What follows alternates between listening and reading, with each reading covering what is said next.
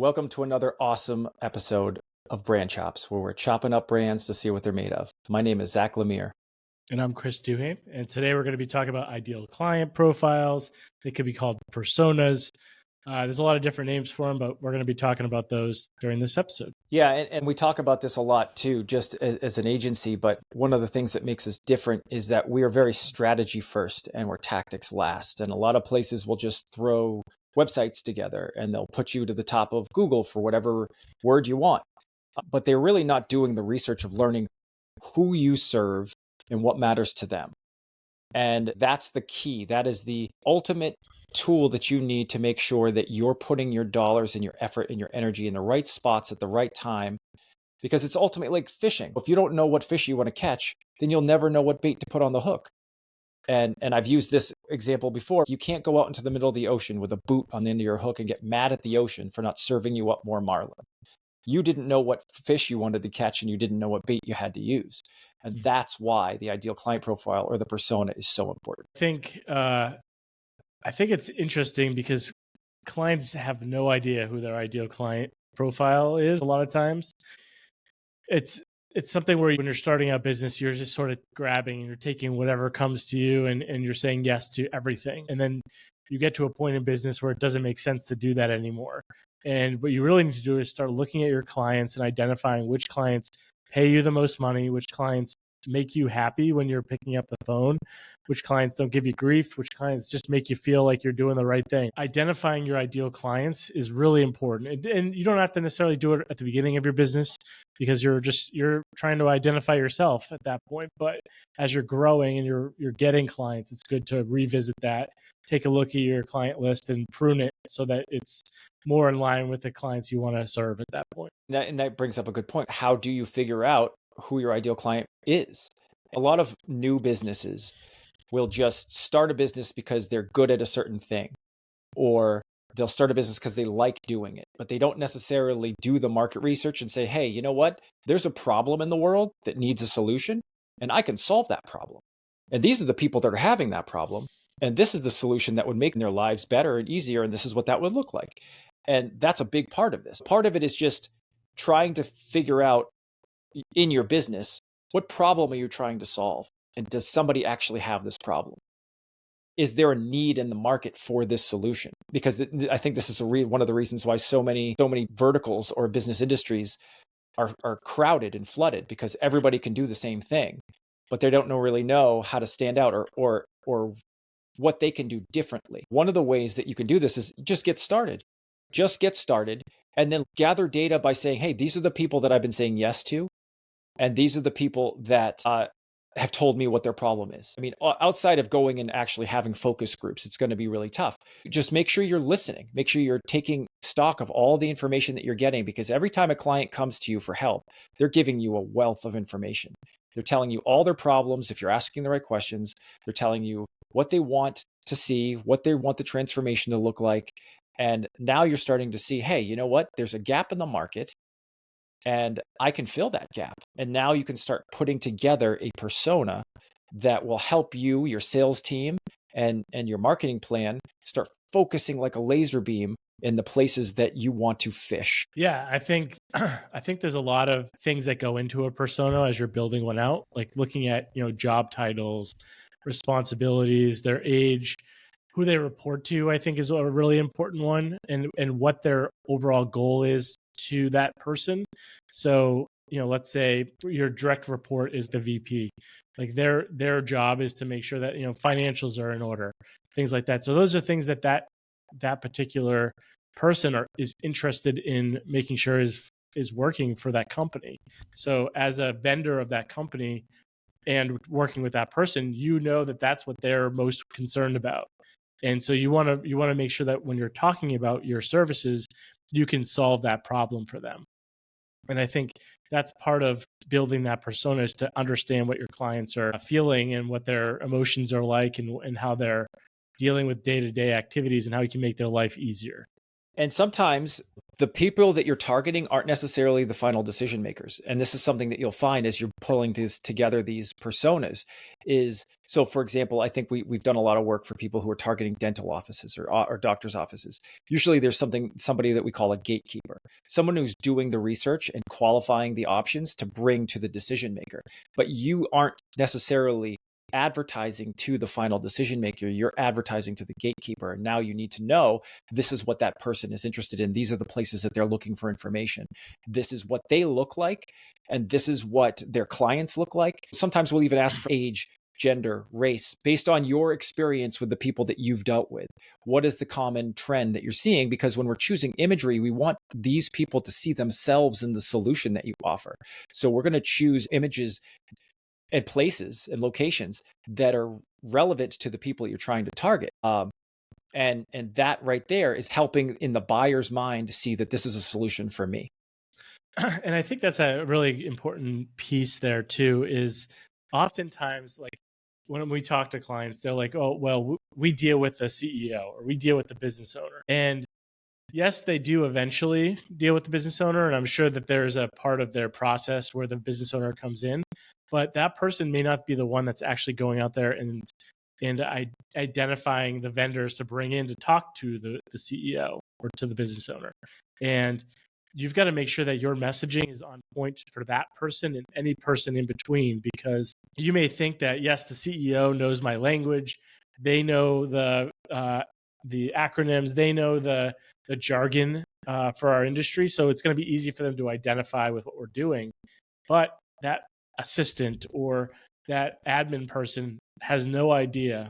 They're going to be looking at more simple pain and solutions that can help their boss succeed or help their company succeed. So you need to make sure that you think about that when you're writing copy. You're not talking over people's heads, using too much jargon. Make sure that you're simplifying the problem and really getting to the root of what the issues are, so that when you're presenting that solution, you're answering those problems right then and there. And they can dig into it later. They can dig into specifics and services and jargon and things along those lines. They can dig into that as they learn and start to build that relationship with you, but they don't need to know that right off the bat. And also you have to really start to think and understand what are the goals of this person. Because if it's the gatekeeper, for example, and we're talking right now in a B2B context, but if it's the gatekeeper in a doctor's office, their goal is not to generate revenue for the company. It's not to grow the business. Their goal is to make their boss happy and to look good most of the time, and to be seen as the great, valuable resource in the company. Their goal is not the same as you would assume. So that's why it's really, really important to dig deeper into these things. And when we are building out personas, there's a B2B, which is business to business, or there's a B2C, which is business to consumer, which is more of the doctor's offices, or let's just say we're working with a trucking company that works with other companies that need their business to run. That's one very different persona versus one of our other clients, which is a diet food company that directly sells to the consumer, that has a very different need, very different resources, very different behaviors, very different everything. And who they're advocating for is a big thing. Sometimes they're advocating for their boss. Sometimes they're advocating for themselves. You really want to know what that's all about.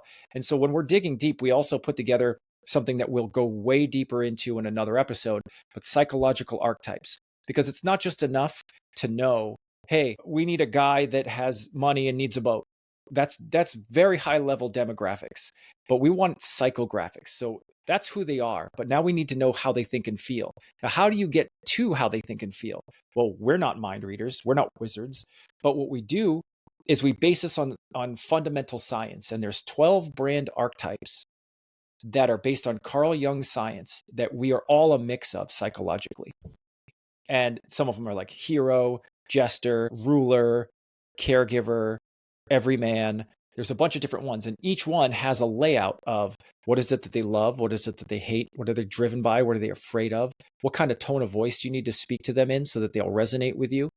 And this is all, again, based on science. So when you pair this with the data that you can generate from just going out and asking, doing focus groups, taking a poll of all the clients that you've served so far, or if you're a salesperson, the people you've talked to that said yes or no. It's very powerful because we know who they are, we know how they think and feel, and they know what their ultimate goal is.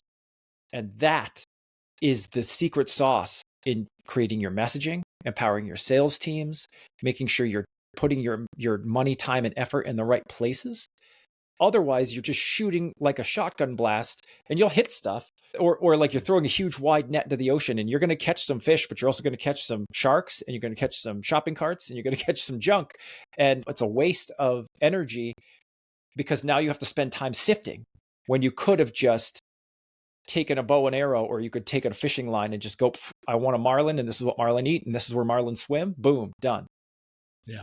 And I think, I know we talked about digging into the archetypes a little bit more, and I think we should have maybe more of like a general archetypes episode, but I also think it might be worth digging into each archetype separately and doing maybe an episode per archetype where we dig into exactly what they love and what they hate, different brands that resonate with those types of archetypes, because it might be valuable to some of our listeners, because they might be able to identify quickly that is who their client is. And if we can maybe look into how we can, position or their messaging a little bit more succinctly to be able to resonate with that particular archetype. I've done a lot of research on these archetypes, and what we put in our final deliverables is just a slice of what I have for information in this document. It's a 50-page document because it's very overwhelming. But it does talk about things like what other brands that they resonate with. So if you're thinking about, for example, the lover archetype, they love Chanel, they love Victoria's Secret, are focused on intimacy and pursuing a connection. And so just with that small amount of information that I've just said, you're getting a much better idea of who you're targeting and what matters to them. That's all that matters. Is this business is never about you. It's about what you can do for others with a problem and making sure that there is a problem that needs to be solved. And sometimes it's a luxury brand where there is no problem, or the problem is very superficial. Like the problem is, I don't seem like I make enough money, or I don't seem like I'm affluent enough, or I'm not keeping up with the Joneses, or whatever it might be. It might not be a physical problem like I've got knee pain and I can't go up the steps problem. But there's so much to it. If you think about understanding what voice and tone you need to speak to people in order for them to hear you the best, with so much stuff going at you all the time in this world that we have, everything's vying for your attention. I mean, just think about going into a grocery store or a convenience store. There's a million products with a million messages and a million colors shooting into your eyeballs at the same time, begging you to pay attention to them. And only the ones that you care about will you focus on. If you're walking in there for a Gatorade, you're not going to worry about all the other stuff. Yeah, that's a good point. That just kind of clarifies the fact that you really need to be as pinpoint accurate as possible, because you want your audience to be able to see you. If they see themselves in what you're putting out there, then they are going to see you, and they're going to be the ones that resonate, and you're going to be attracting the right types of clients that fit your profile, that are in line with the types of people you want to work with, that give you a good profit. And I think those are things that over time, as you're building that out, and it can feel scary to choose a vertical. I mean, we have, I'm victim to this as well. Like just picking a vertical to go after. There's so many ones that we want to, and sometimes it gets overwhelming. So, but it is recommended to try to find your vertical, find your people, and stick to that as much as possible, because it will help you create processes and systems and fluidity between you and your customers, because you understand their problems so deeply at that point. So just something to think about when you're starting to build out a company and understanding who your clients are at that point. One of the biggest risks business owners take, especially new business owners, is guessing, because that's when your marketing doesn't work. And some people are like, oh, my marketing doesn't work. Well, maybe it's true. Your marketing isn't working, but marketing as a whole does work. If you have, otherwise, why would huge companies spend millions and millions of dollars doing it? It does work. It just, there's a strategy, there's a plan, there's data. And with these archetypes, we're all built up of a mix of them. It's not just, oh, I'm the hero and that's it. I'm the creative and that's it. What we try to do when we're trying to figure this out is we kind of put a mix, like what's the primary, secondary, and tertiary versions of this? What percentage of this person is going to resonate with this? One of mine is creator. And as part of that, I don't like repetition. I don't like things that are cool. I don't like things. If it's cool, I hate it. I've said that a bunch of times, but it's true because I feel like it's too commonplace. It's not original. It's pandering. I like weird things that are out of nowhere. like there's this great show called What We Do in the Shadows, and it's based on a movie, I think, and it's a bunch of vampires, but most of the vampires in the house are your traditional like Transylvanian vampires with their names and their accents and their clothing. And then they've got one guy in there that's the energy vampire, and his name is Colin Robinson. And it's just hilarious because they always call him by his full name, Colin Robinson, and he's just the guy that sucks the energy out of the room, and he's dressed like a paper salesman. Everyone, it's fantastic. It's just, and these are the weird things that I like, right? And knowing that about me would help you sell things to me if you just were able to tap in. And if you look at the creator archetype, there's so much in there. I like innovation, and all this is really, it resonates with the type of person I am, and it gets my attention in a world that's always trying to take your attention. Yeah, absolutely. So really quickly, again, there's two normal types of personas. There's the business to business, and there's the business to consumer, and it is very different. And you have to really understand that sometimes your business has both. For example, a retail company that we work with, they sell directly to the consumer, but they also wholesale to other businesses. Very different needs, very different personas. You can't sell the same thing in the same way, even though it is the same product. And this is where your strategy starts to take place and starts to unfold into something that's more tangible. Yeah, and I would say that that's important to note as far as building out your website or building out your promotional material, or even going to specific trade shows. The more specific you can be about that material to your audience, the better. If you go to a trade show that's going to be a bunch of wholesalers and you want to bring them back to your website, you don't want them to go to a website that's more B2C at that point. You need to bring them back to a landing page that's wholesale related. So they understand that you understand them, you understand their problems, and you're able to deliver on what those problems are. And so by bringing them to that landing page, there's a number of different reasons why it's good, but you can track people. You're going to be able to resonate with them more. You'll be able to put the exact information they're going to want to see. You're not going to distract them from in other ways. So there's a lot of really good things that come from vertically positioning your landing pages for different types of either businesses or commercial entities or consumers at that point, different types of people as well. And that's the big difference between building a marketing funnel and building a maze. Because if you just have one funnel that you think is going to work for everybody, and then you start putting everybody at the top of it, they're going to be blasted with messaging that doesn't resonate, that doesn't matter to them. And it's oftentimes going to be different from the story and the pitch that you were talking to them, which made them take the action to go to the website in the first place. So it's more of a wall than a funnel. And once you have all of this figured out, then you can start going into things like, and this is part of our process as well, is identifying key competing factors.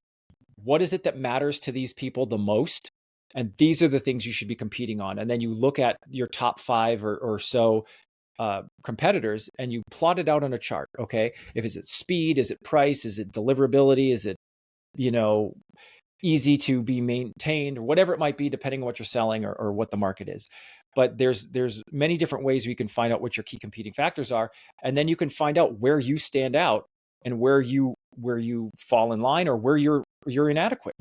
When you figure this out, this leads to building a brand positioning statement, which is all about what's your unique value proposition. How do you separate yourself from the rest of the crowd so that in the store with 1,000 products on the shelf or on the website with 1,000 products on the page, how do you take priority and scream out to these people, you need to buy me for this reason?